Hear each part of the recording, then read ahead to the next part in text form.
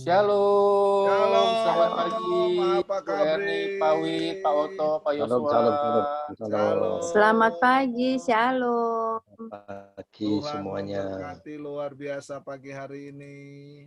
Yes. Oke. Bagaimana kita sudah siap? Amin. Amin. Bro Adam, silakan membuka. Hari ini Pak Oto akan sharing buat kita. Pak Adam jadi hostnya, silakan.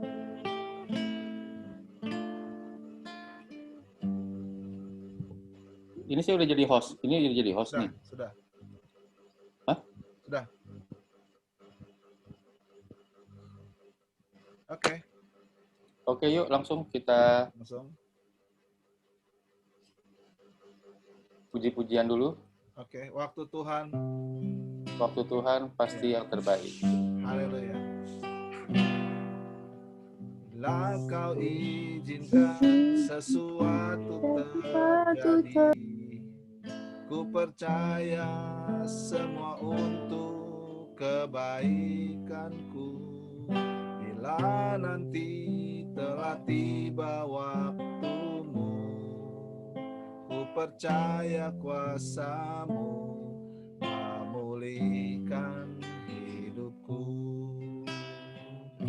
Waktu Tuhan pasti yang terbaik, walau kadang tak mudah dimengerti, lewati cobaan, ku tetap percaya waktu Tuhan pasti yang terbaik. Haleluya. Bila kau izinkan sesuatu terjadi, ku percaya semua untuk kebaikanku. Bila nanti telah tiba waktumu, ku percaya semua memulihkan hidupku. Waktu Tuhan pasti yang terbaik. Shalom Pak Amos.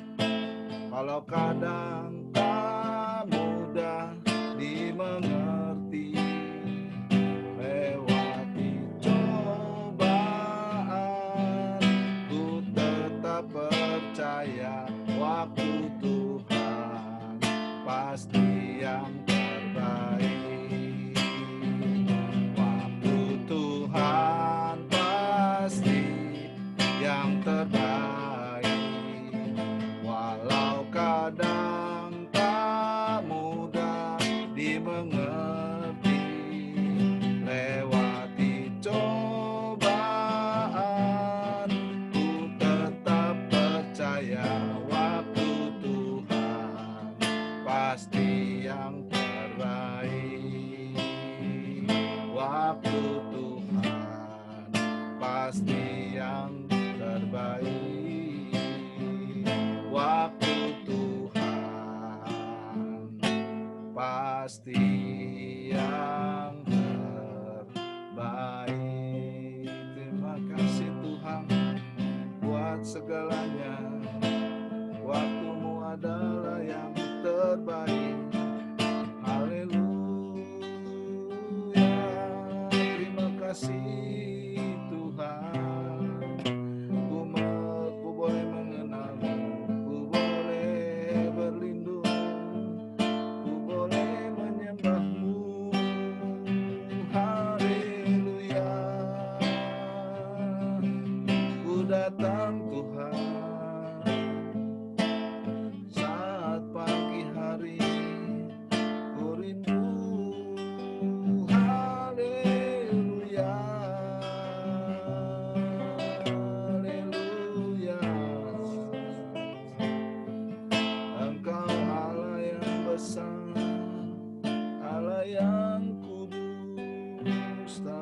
kesudahan. Haleluya.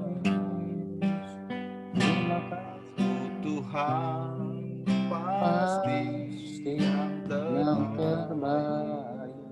Walau Walau kadang kadang tak mudah dimengerti, lewati cobaan, ku tetap percaya waktu Tuhan pasti yang terbaik. Sekali lagi, waktu Tuhan pasti yang terbaik. Walau kadang tak mudah dimengerti, lewati cobaan, ku tetap percaya waktu Tuhan pasti yang terbaik. Waktu Tuhan pasti yang terbaik. Haleluya.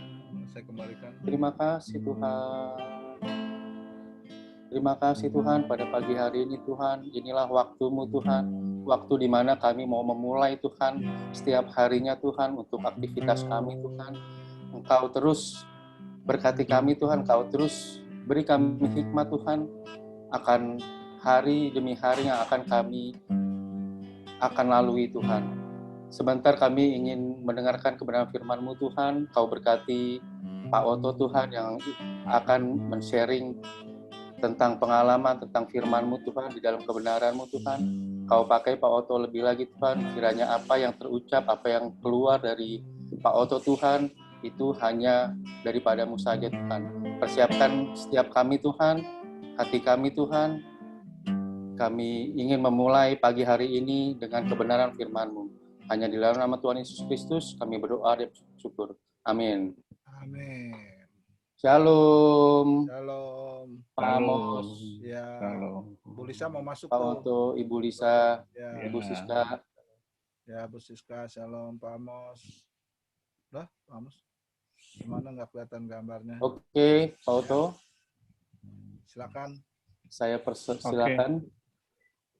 Terima kasih semuanya, Pak Adam, Pak Yesua, sama-sama ada Pak Amos juga, semua yang lainnya. Selamat pagi, shalom. Shalom. Puji Tuhan, Shalom. pada pagi ini, kesempatan pagi hari ini, kita masih berkumpul, masih berkesempatan untuk melihat, merasakan, dan menjalani kembali kehidupan kita dengan baik, kesehatan yang luar biasa. Masih berkunjung kepada pagi hari ini. Terima kasih. Syukur kita pada Tuhan Yesus pada pagi hari ini. Saya akan sharingkan sedikit aja karena waktunya juga sedikit buat kita semuanya, terbatas gitu. Kalau di dalam kondisi sekarang ini yang pandemi ini memang kondisi yang memang kita sama-sama tahu, kondisi yang 1 tahun ini kita harus hadapi dengan serba semuanya di dalam kondisi yang tidak baik lah ya, katakan seperti itu. Saya mau sampaikan kondisi yang tidak baik di mana kita harus mengalami segala sesuatunya jadi terbatas. Pada biasanya kita harus bisa melakukan sesuatu dengan sesuka kita, dengan kondisi yang kita bisa melakukan, apa yang kita inginkan bisa kita kerjakan dengan baik. Tapi selama 1 tahun, selama pandemi ini, kita semua terbatas dan hanya dikerjakan sesuai dengan prokes, harus dengan prokes semuanya. Tapi semua ini kita tetap mengucap syukur, apa seperti yang Tuhan bilangkan sesuai dengan firman Tuhan pada pagi hari ini di 1 Tesalonika 5 ayat 18, sederhana juga Tuhan katakan kepada kita semuanya. 1 Tesalonika 5 ayat 18, mengucap syukurlah dalam segala hal, sebab itulah yang dikehendaki Allah dalam Kristus Yesus bagi kamu. Dan bilang di dalam segala hal, di semuanya kita harus mengucap syukur, mau nggak enak, mau tidak mau enak, sesuai dengan apa yang seperti apa pendapat kita. Tuhan menginginkan kita bisa mengucap syukur. Jadi yang pertama, Tuhan minta kita selalu mengucap syukur. dalam segala hal, dalam kondisi yang paling enak pun kita harus tetap mengucap syukur, pasti bisa kita melakukannya juga. Dalam kondisi yang paling buruk pun Tuhan ingin juga kita mengucap syukur juga dan seluruh kehidupan kita. Sehubungan dengan firman Tuhan pada pagi hari ini, saya juga menyaksikan seperti yang disampaikan juga Ibu kemarin 1 tahun yang lalu dia mengalami COVID, tapi kalau saya 1 tahun yang lalu itulah saya mengalami penyakit kena stroke saya dan kesaksian saya dengan relevansi dari ayat kita pada pagi hari ini mengucap syukur dalam segala hal, sebab itulah yang hendak Allah dalam Yesus bagi kamu.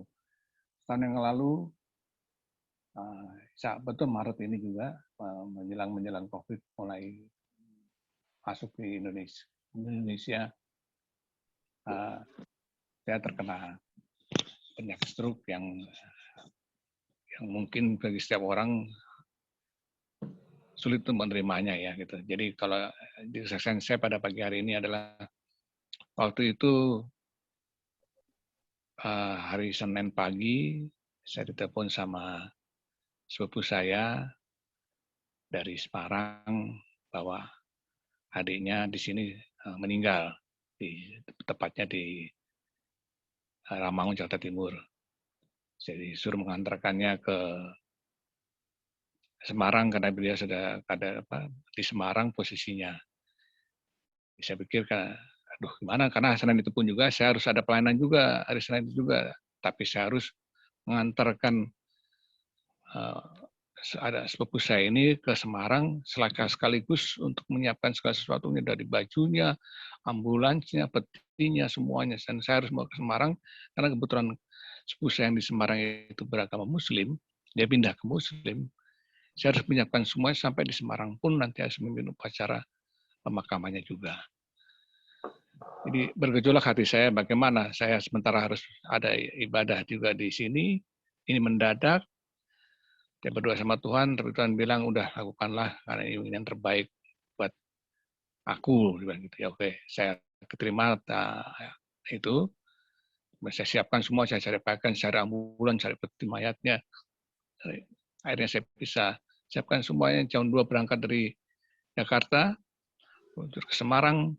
Selesai sampai di Semarang jam 9 malam. Saya juga upacara juga di pemakaman, saksikan oleh banyak orang yang rata-rata semuanya orang Muslim semua. Selesai semuanya upacara pemakaman, sampai jam 12 selesai. Kemudian saya istirahat tidur di sana. Baru Selasa malamnya saya pulang ke Jakarta kembali. Sampai di Jakarta, Rabu pagi, saya sampai di sini istirahat. Kamis malam, setelah saya istirahat sebentar sampai sore, saya tidur. Kira-kira jam 7 saya bangun, saya duduk sini bersama anak-anak. Nah, tiba-tiba waktu saya bangun kayak gempa bumi gitu. Waduh, kenapa ini saya pikir. Saya duduk lagi, saya bangun lagi, saya gempa bumi goyang-goyang berubah di badan saya. Apa yang namanya stroke ya. Akhirnya saya cari sesuai yang saya pernah lihat di beberapa podcast. Saya cari jarum untuk nusuk di jari saya gini supaya ngeluarin darahnya, harus keluarin darah ke orang stroke gitu. Saya cari jarum,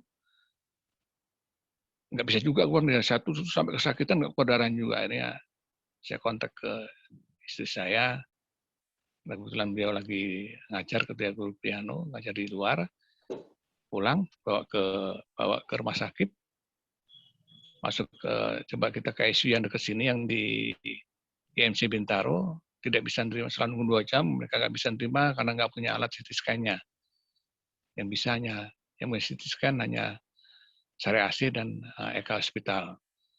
Akhirnya saya kembali lagi, saya berangkat ke Sari AC yang dekat rumah. Yang pun saya langsung CT scan, langsung dilihat hasilnya, memang katanya ada penyumbatan di otak sehingga menyebabkan stroke gitu. Ya oke lah, saya masuk ke rumah sakit, dirawat inap di SRAC. Dan waktu pertama saya masuk di situ, saya merasakan pusing yang luar biasa.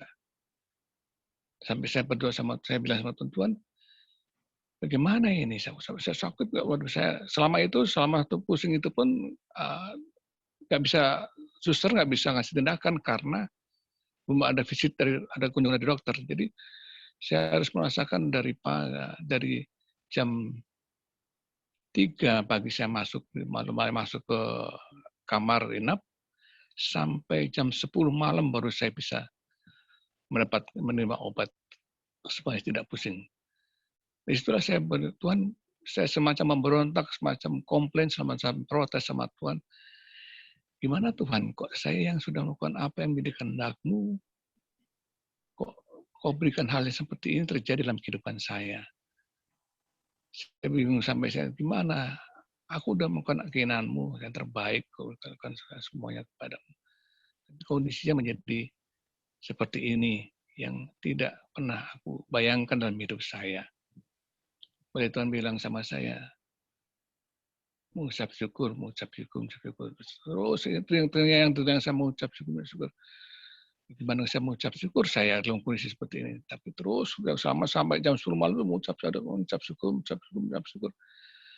Nah, setelah saya mengucap syukur Tuhan, oleh Tuhan terima kasih. Kau sudah berikan yang kondisi seperti ini. Pasti Tuhan ada sesuatu yang terbaik terindah Tuhan berikan pada saya. Setelah saya mengucap syukur, mulai hilang pusing itu, timbul lagi, saya mengucap syukur lagi, timbul lagi pusing lagi, mengucap syukur terus. Akhirnya sampai jam 10 malam, saya bisa ada kunjungan dokter dan bisa memberikan obat. Dan itulah sampai 5 hari saya dirawat di sana. Dan pada waktu saya dirawat 5 hari, itulah masuk masa pandemi di mana kita harus mengalami PSBB. Dan saya terus bilang, oh ini maksud Tuhan. Jadi selama saya harus mengalami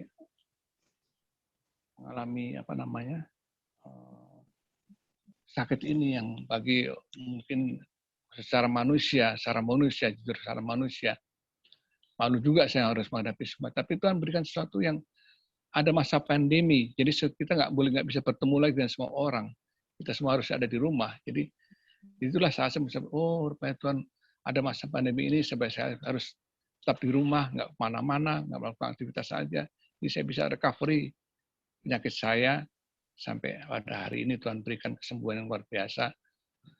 Mujizat luar biasa, sampai dokter pun bilang kemarin waktu kontrol,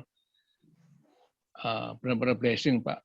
Ada dokter saya yang mengatasi saya, dokter saraf dan dokter Rewedik, mengatakan benar ini very blessing untuk Bapak, karena usia Bapak sekian ini harusnya Bapak sudah di kursi roda, tapi Pak sudah bisa aktivitas kembali seperti kala, naik motor, naik mobil, semuanya Tuhan berikan yang terbaik terindah buat Bapak. Jadi itulah salah satunya, makanya kenapa pada pagi hari ini saya memberikan sharing 1 Tesalonika 5 ayat 18. Ucap syukurlah dalam segala hal, sebab itulah dikandalkan dalam Kristus Yesus sebagai kamu. Jadi pada intinya, kenapa kita harus mengucap syukur? Itulah yang Tuhan indahkan dalam kehidupan kita. Harus mengucap syukur, dalam segala hal. Dan seperti itu. Yang kedua, dan kita supaya kita mengucap syukur, supaya kita merasa kita ini lemah. Kita nggak ada apa-apanya di hadapan Tuhan. Segala sesuatunya Tuhan yang beracara, yang bertindak dalam kehidupan kita. Seperti di 2 Korintus 19 berkata, 2 Korintus 12 ayat 9 sampai 10. Tapi jawab Tuhan kepadaku, cukuplah kasih karunia supaya justru dalam kelemahanlah kuasaku menjadi sempurna. Sebab itu lebih suka aku bermegah atas kelemahanku, supaya kuasa Kristus turun menaungi aku. Jadi itulah yang saya boleh sampaikan pada pagi hari ini. Pada intinya kita harus mengucap syukur, dan Tuhan menginginkan kita selalu mengucap syukur dalam segala hal. Yang kedua, kita harus merasa lemah dalam kehidupan ini, supaya Tuhan terus bekerja kuat pada kehidupan kita. Tuhan terus menyertai kita sungguh-sungguh luar biasa. Jadi kita harus merasa nol supaya Tuhan ada bersama dengan kita senantiasa. Terima kasih, Bung Adam. Tuhan Yesus memberkati. Terima kasih, Pak Oto. Wow, luar biasa sekali nih firman Tuhan hari ini. Kita harus selalu mengucap syukur. Karena seringkali kita kalau mengucap syukur itu dalam keadaan saat kita senang kan? Betul Iya. nggak? Saat kita senang kita baru mengucap syukur. Kalau kita lagi dalam keadaan yang terpuruk atau sakit atau apapun, kadang-kadang tuh kita suka lupa mengucap syukur. Malah yang keluar itu bukan ucapan syukur, tetapi ucapan-ucapan yang tidak berkenan di hadapan Allah sebenarnya. Nah, Nah, di sini kan di 2 Korintus itu kan tadi Pak Otto sampaikan dalam segala hal, apalagi dalam keadaan kita lemah. Disitulah Tuhan bekerja. Berarti memang kita selalu setiap harinya harus mengucap syukur dalam keadaan kita seperti apapun, dalam keadaan kita terpuruk, dalam keadaan kita susah, kita tetap harus mengucap syukur. Terima kasih Pak Otto atas sharing-nya. Teman-teman ada yang ingin menambahkan? Ya, mungkin Pak Amos udah ada di sini. Kalau bisa memberi Pak Amos spirit, komen. bisa memberi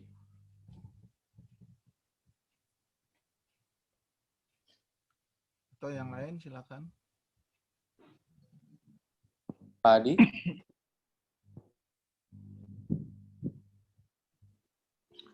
Speakernya belum aktif, Pak Adi. Bu Siska kayaknya tuh. Oke. Sudah, Yes. sudah ya. Oh, iya. Oke. Ya. Nah, ini kan Rasul Paulus yang menyatakan, dan bagaimana kalau kita melihat perikopnya di sini, itu Rasul Paulus menekankan di sini kita ini harus berbuat seperti Yesus. Kalau kita melihat di ayat-ayat sebelumnya dari ayat 18, 1 Tesalonika 5 ayat 18, dari mulai ayat yang ke berapa tadi? 10, kalau kita terus baca di situ, bahwa segala perbuatan Yesus dikatakan Rasul Paulus.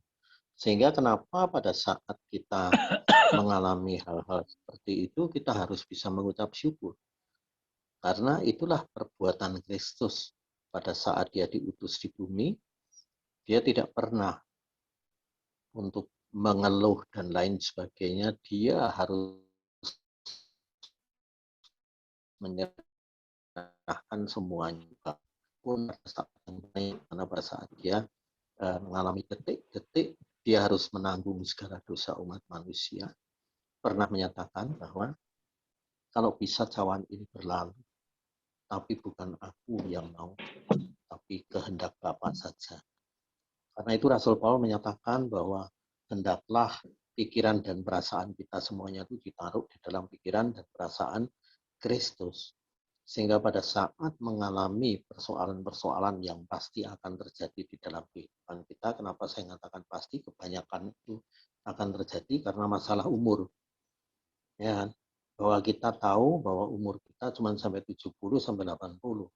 Mendekati itu pasti terjadi degeneratif di dalam kehidupan kita. Nah, degeneratif itu kita perlu ancang-ancang. Tapi kalau seperti Pak Otto, Tuhan sembuhkan sempurna, cuma satu jawabannya, responnya apa terhadap Allah kita ini. Kenapa kita disembuhkan? Pasti satu hal, kita harus berbuat seperti Yesus berbuat di bumi. Dan pada saat itu memang kita menghadapi saat-saat akhir hidup kita. Menghadapi akhir hidup kita, bagaimana kita? Ya kita harus satu pikiran dengan Kristus. Selama Kristus ada, apa yang diperbuat, ya kita contoh semua. Karena dalam 1 Petrus dikatakan bahwa Yesus itu sudah memberikan jejak-jejaknya kepada kita. Karena dia satu-satunya figur, satu-satunya model, satu-satunya teladan, satu-satunya contoh, satu-satunya pokok keselamatan untuk seluruh umat di bumi yang harus kita contoh di dalam berbuat. Rasanya kita tidak mungkin, tapi itu mungkin. Ya. Nah, ini bagi kita semuanya. Kalau masih muda-muda mungkin tidak merasakan apa yang namanya stroke. Ya kan? Tapi bagi seumur saya, seumur Pak Otto dan lain sebagainya, kita merasakan. Tapi begitu kita semuanya itu mengalami sakit dan disembuhkan Tuhan, pasti ada rencana Tuhan dalam hidup kita. Nah, kita pakai 1 Tesalonika 5 ini. Kita harus berbuat seperti dikatakan ayat-ayat sebelumnya. Kalau ada orang berbuat jahat pada kita, kita jangan membalas, ya kan? Dan kita harus terus bersukacita bersama Roh Kudus. Apa sih bersukacita Roh Kudus itu? Bersukacita yang tanpa terikat dengan apa yang ada di dunia. Itu maksudnya. Karena Roh Kudus tidak peduli terhadap apa yang ada di dunia. Dia peduli hanya pada kita. Nah, karena itu kita sama-sama sekarang. Kalau bisa sejak muda. Seperti Pak Adam, siapa lagi yang masih muda di sini. Nah, itu sudah mulai semuanya menaruh. masih muda kayaknya Pak Adi di sini. Kelihatannya masih muda-muda. Amin. Nah, itu taruh pikiran kita mulai sekarang. Taruh perasaan kita mulai sekarang. Karena kita bukan pakai hukum Taurat. Hukum Taurat sudah kita tinggal. Lukas 16 ayat 16 mengatakan itu. Sudah selesai semua hukum Taurat. Kita hanya pakai pikiran dan perasaan Kristus. Karena hukum kita adalah Kristus Yesus. Tidak ada lain. Bagaimana kita bisa mengerti kalau kita melanggar? Kalau kita tidak mengerti pikiran dan perasaan Kristus. Kita tidak bisa mengerti. Karena itu, mari kita pengalaman sekarang ini, firman Tuhan ini mengajak kita. Ayo jangan padamkan roh, katanya. Ya, kalau kita baca di dalam firman ini semua. Ya Roh Kudus yang memimpin kita. Tidak mungkin Roh Kudus tidak mau memimpin kita. Dia hanya mau kalau kita tidak mau dipimpin oleh diri kita sendiri atau dipimpin oleh kedagingan kita. Kalau kita terus mau dipimpin kedagingan, Roh Kudus tidak bisa memimpin. Kalau kita mau dipimpin oleh kehendak hasrat kita di bumi ini, tidak mungkin kita dipimpin. Roh Kudus cuma memimpin kalau kita mau menyerahkan seluruh hidupnya kepada. Caranya apa? Tadi itu salah satu mengucap syukur dalam segala hal. Kok bisa kita lakukan? Ya tirulah Yesus. Kok bisa Yesus? Tidak ada contoh lain. Hanya itu aja tambahan saya. Terima kasih banyak atas firman-Nya Pak Otto atas pagi hari ini. Kami serahkan semuanya. Wow, luar biasa sekali. Terima kasih Pak Wi penambahannya. Ibu Erni, Ibu Siska, Ibu Lisa, Waktu kita Pak Amos, 7 menit setengah ya. ya, silakan. Ada yang mau ditambahkan dan sharingkan? Silakan. Bu Siska tadi kayaknya mau ngomong, Ibu Siska. Iya. Yang pasti dengan mengucap syukur, semuanya indah dan semuanya banyak mujizatnya seperti yang Pak Otto sampaikan. Terima kasih banyak buat firman-Nya juga Pak Adi. Terima kasih menguatkan saya hari ini. Amin. Ada lagi Ibu Erni? Bu Lisa nih. Ya, puji Tuhan. Memang di dalam setiap kehidupan kita, apapun segala sesuatunya itu besar, kecil, tetap harus disyukuri, Pak. Semuanya yang kita hadapi di dalam setiap proses kehidupan kita. Kalau kita nggak bisa mengucap syukur, ya apa jadinya, gitu kan. Pokoknya saya sih sekarang berusaha seberat apapun, tetap saya bersyukur apapun yang terjadi di dalam proses kehidupan saya, walaupun ya kadang-kadang ya menghadapi badai, menghadapi apalah, pokoknya namanya orang hidup ya Pak, pasti ada goncangan-goncangan gitu di dalam rumah tangga lah, di dalam keluarga gitu. Tapi saya tetap bersyukur gitu kan, karena saya itu adalah proses dan saya tahu itu nanti akan indah pada waktunya. Itu aja sih Pak. Terima kasih Tuhan. Amin. Amin. Mengingat waktu kita 5 menit lagi, Bu Erni ada penambahan sedikit? Pas. Pak Amos ada nggak sih? Ada Pak Gembala di saya itu. Cuma kameranya mungkin nggak dibuka. Oke, Pak Yos, saya kembalikan. Gembala, oke Pak, terima kasih. Pak Gembala, besok sharing saya sudah minta kemarin untuk hari Jumat bisa sharing. Waktu kita tinggal 5 menit, saudara-saudara. Jadi saya mau tutup. Sebelum kita tutup, closing statement dari saya, bagaimana kita bisa mengucap syukur. Ya, kalau Tuhan Yesus pernah mengatakan, aku memberikan damai sejahtera bukan seperti yang dunia berikan. Ya, dunia berikan damai sejahtera yang sementara. Tapi Kristus memberikan damai sejahtera yang kekal dan abadi.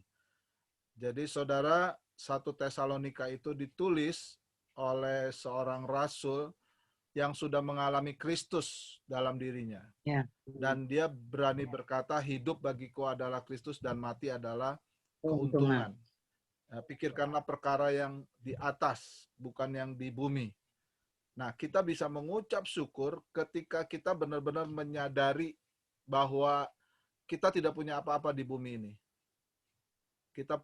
Yang kita punya hanya di sana. Di situ baru kita bisa keluar ucapan syukur yang sejati, yang tidak dipengaruhi oleh apapun. Selama kita tidak punya kesadaran itu, ucapan syukur kita selalu dipengaruhi oleh keadaan dunia ini. Betul? Yes. Tapi ketika kita menerima damai sejahtera yang sejati, ya, kita percaya bahwa harta abadi kita ada di sana, bukan di sini. Maka dalam keadaan apapun, itu kita bisa mengucap syukur. Tangkap spiritnya dari Bapa kita di dalam Kristus Yesus dan oleh Roh Kudusnya akan turun dalam hidup kita, menyertai kita, dan kita akan mengerjakan segala sesuatunya dalam takut akan Tuhan untuk kerajaan Allah, nama Tuhan dipermuliakan. Perkataan, pikiran, perkataan, perbuatan kita akan selaras dan kebenaran firman Tuhan, sebab Dia ada di dalam kita dan kita ada di dalam Kristus. Amin. Amin. Amin. Saudara-saudara, demikianlah. Mari kita akan akhiri bersama-sama dengan doa singkat. Mungkin saya akan akhiri dengan doa singkat. Terima kasih Tuhan, terima kasih ya Bapa. Terima kasih untuk hamba-hambamu yang sudah berkumpul, untuk Bapak Gembala, untuk Pak Adi, untuk Pak Oto yang sudah menyampaikan kebenaran firman-Mu, untuk Bu Siska, Bu Lisa, juga untuk Bu Erni, serta Bro Adam, dan hamba sendiri. Kiranya setiap kami Tuhan dan keluarga kami masing-masing selalu ada dalam perlindungan Tuhan, dalam kasih setia Tuhan, kesehatan yang sempurna, damai sejahtera yang abadi, Tuhan turunkan ke dalam kehidupan kami masing-masing. Sehingga dalam hal yang kami kerjakan semuanya, biarlah seturut dengan kehendak-Mu. Berkati yang tidak bisa bergabung pada pagi hari ini dimanapun mereka berada. Sembuhkanlah ya Bapa oleh kasih karunia-Mu mereka yang sedang lemah tubuhnya Tuhan. Terima kasih Tuhan buat kesempatan pagi hari ini. Segala kemuliaan hormat hanya bagi nama Tuhan, dalam nama Tuhan Yesus. Biarlah kasih anugerah dari Allah Bapa damai sejahtera yang melampaui akal memelihara tubuh, jiwa, roh, dan nyawa kita semuanya sempurna, tak bercacat celah sampai kedatangan Kristus yang kedua. Dalam nama Tuhan Yesus. Yang percaya katakan Amin. Mari kita jalani pagi hari ini dengan ucapan syukur. Terima kasih. Terima kasih. See you tomorrow. Tuhan berkati. Ya, Pak Gembala, jangan lupa besok sharing ya. Kita ketemu lagi Pak Oto besok ya. Sip. Ya, Tuhan berkati. Oke. Tuhan Saya berkati. langsung off nih ya. 3, 2,